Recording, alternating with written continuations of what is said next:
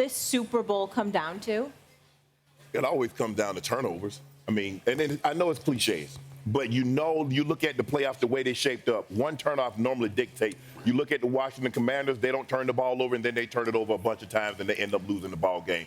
The thing is that Patrick Mahomes, can you force him into multiple turnovers? Jalen Hurts played the last time this team played. Jalen Hurts played the best game of his entire career since he's been in the NFL. It was that one turnover that flipped the momentum and allowed KC to get back into this ball game. And then they got their momentum in the second half. They went touchdown, touchdown, touchdown, field goal, and they ended up winning the game. And if that happens again, that's what's going to happen. But if you don't turn the ball over, I like Saquon because the Eagles are very unique in this perspective, guys. They want to be explosive in the run game and efficient in the pass game.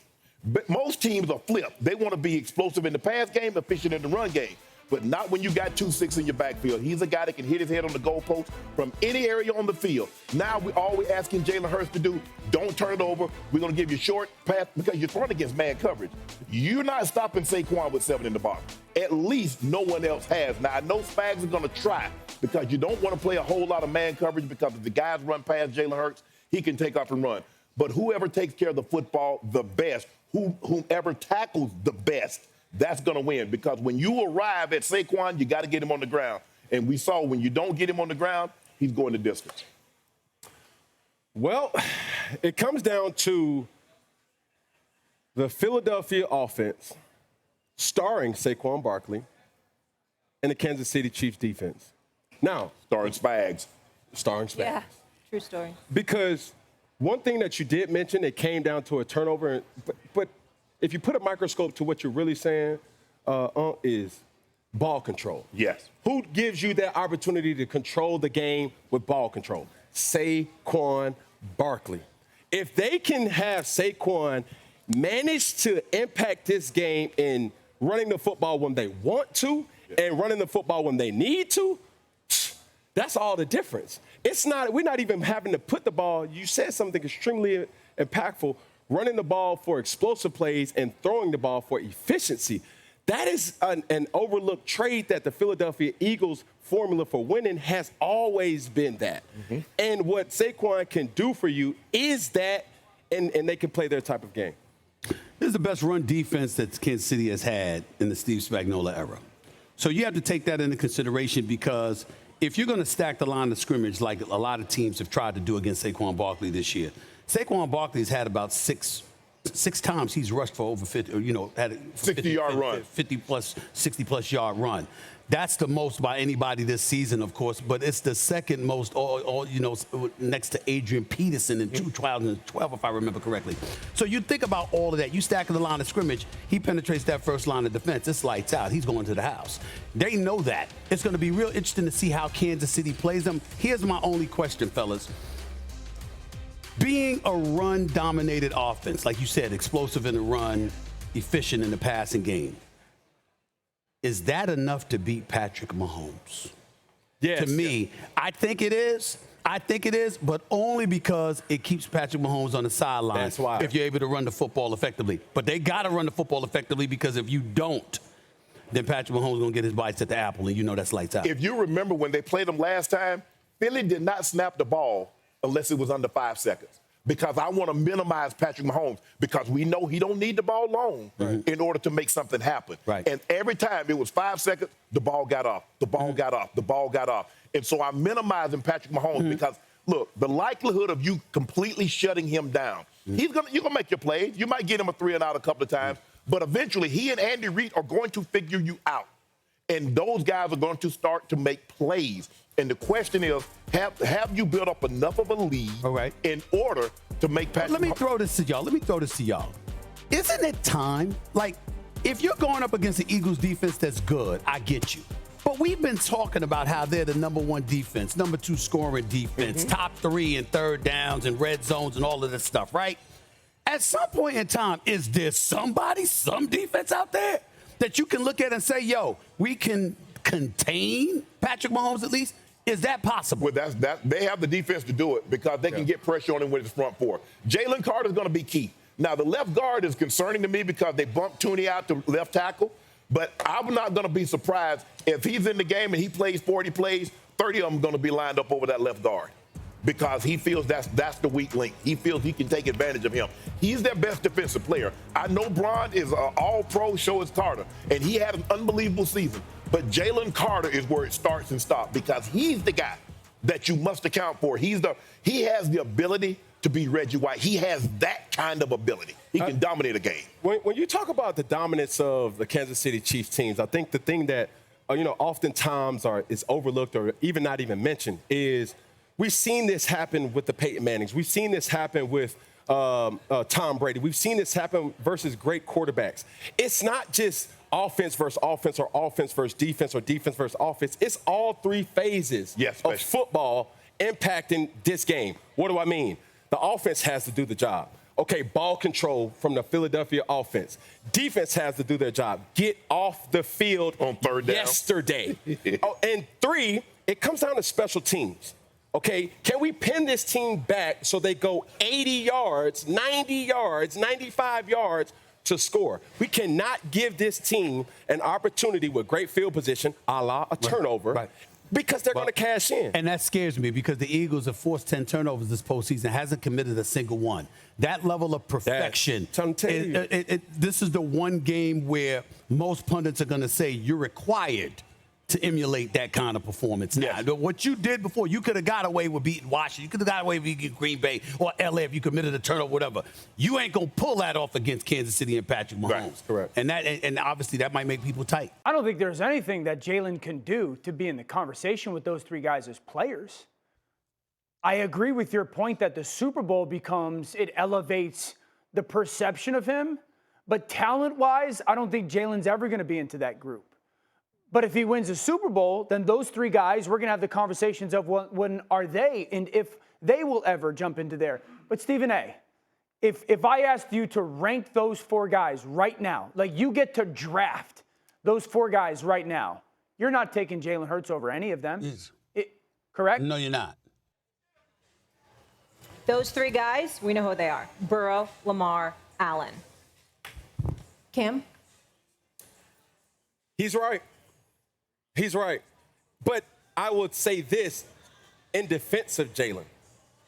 He's not asked to do what those guys are asked to do, right? Because you think about it, Joe Burrow. Joe Burrow needs to perform at a high level for his team to have a chance.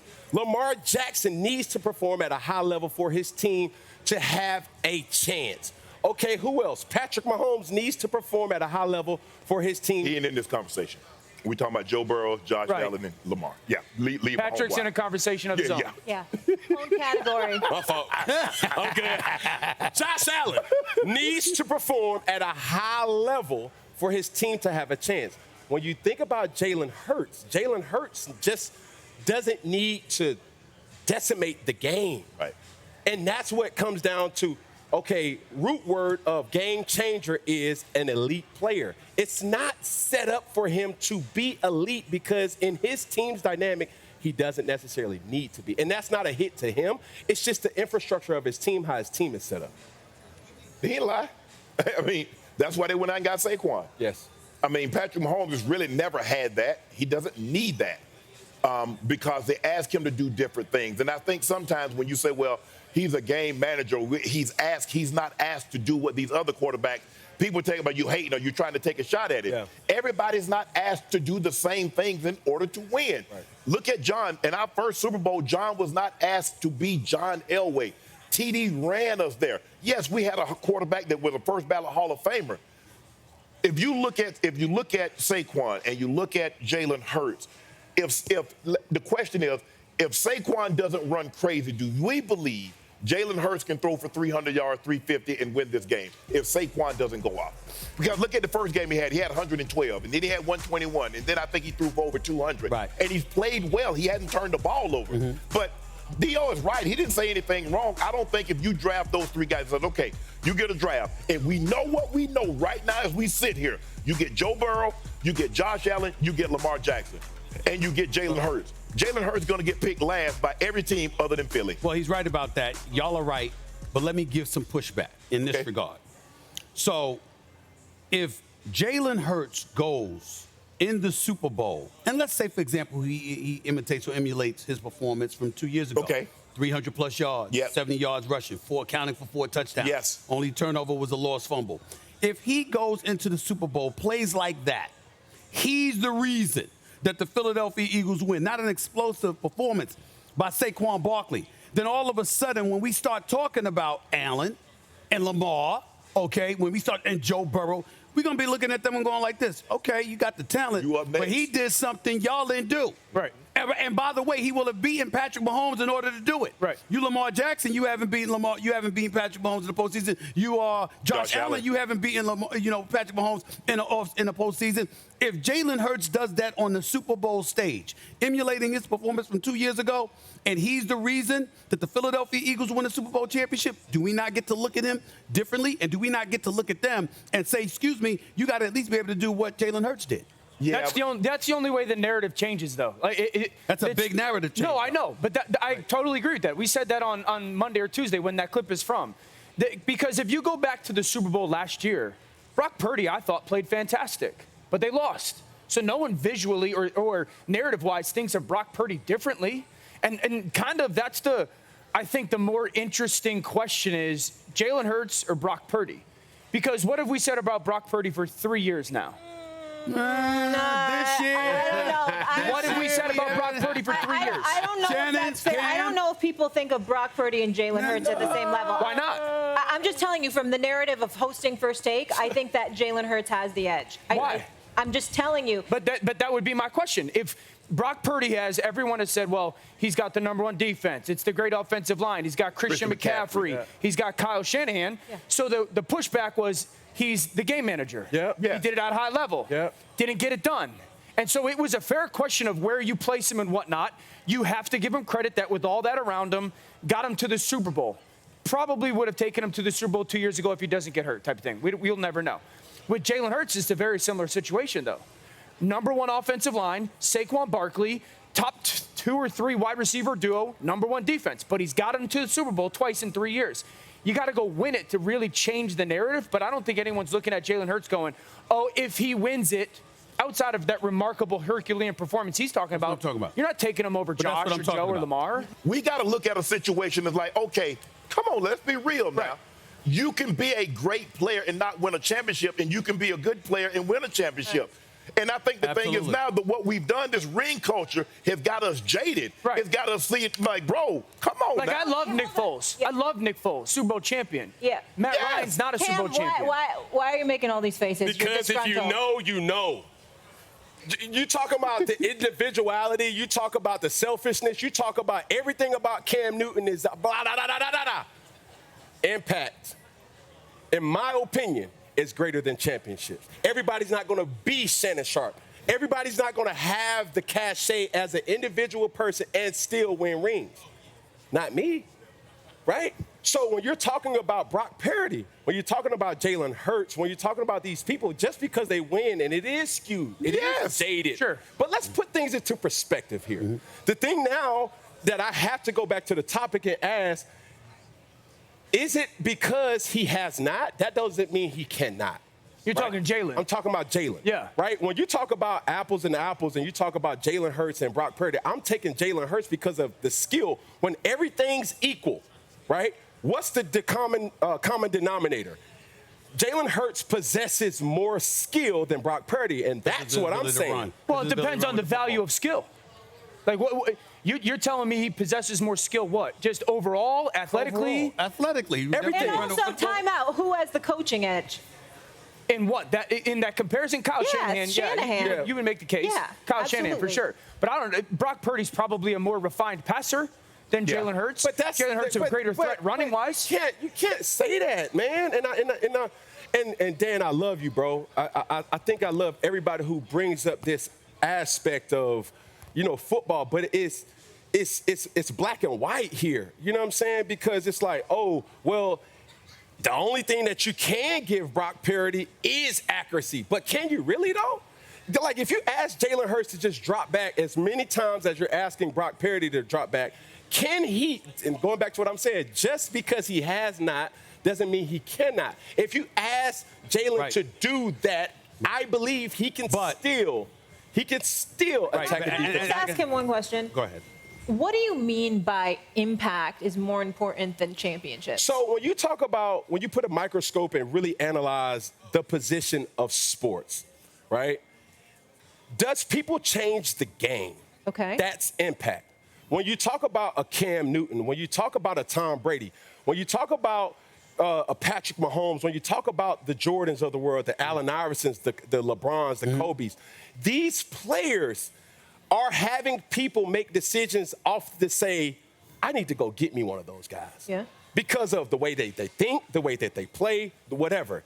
It's a collective when you're talking about championship. I got it. But there's a flip side to that, and you ain't telling that story. For example, you got guys that are game changers. They're impact players, no doubt about that, right? But you guys played at a very high level. And the reason why you got the respect and the reverence that you received is because when the moment called for it, you showed up. Yeah. And you got cats that got all the ability in the world. But when the moment arrives, they got tight. Yeah. And so you get to use that as a litmus test to judge who they are and what they bring to the table. Not questioning their talent, but it's not just your talent. It's when you choose for it to show up in key pivotal moments. You're a Hall of Famer because you showed up in big-time moments. People talk about you the way that they talk about you because in key moments you showed up. Many moments. There's plenty of cats that have big-time talent, and then when the moment arrived, they shrunk like a cheap tent. This is what happened. And when that transpires, people have a right to look at you and go like this. Nah, it's you. How many times have we did that scene in First Take when we in the studio? When I said, don't let it be you. Don't let it be you. Don't let it be you. And to me, the true testament to greatness is when you made sure it wasn't you. But And Hurts has done that. Hurts has done that. He never shrunk in the big moment. But it's so many different determining factors here. What if Mark Andrews catches the football? Right. Yeah, now, true. they're like, it comes down to What if still your Cincinnati team. gets in? What happens if see what I'm saying? Dalton Kincaid makes the catch? Yeah, it's so many different determining factors that you can say as an impact player, as a game changer, as a player that impacts the game at a high level, you still need help. Dependent. It is. I just think the thing is, it used to be. Because it's hard for me to believe that if Jalen Hurts win a Super Bowl, he's better than Dan Marino. And Dan Marino ain't win no championship. It's just hard for me to believe that, Cam. Sir. I'm just saying, look, and I played with him, and I understand that championships, that's what we're ultimately defined as, but I've been over that for a while because people are just using that to excuse, well, he's better because he got ring. Come on, bro. Stop. Yeah.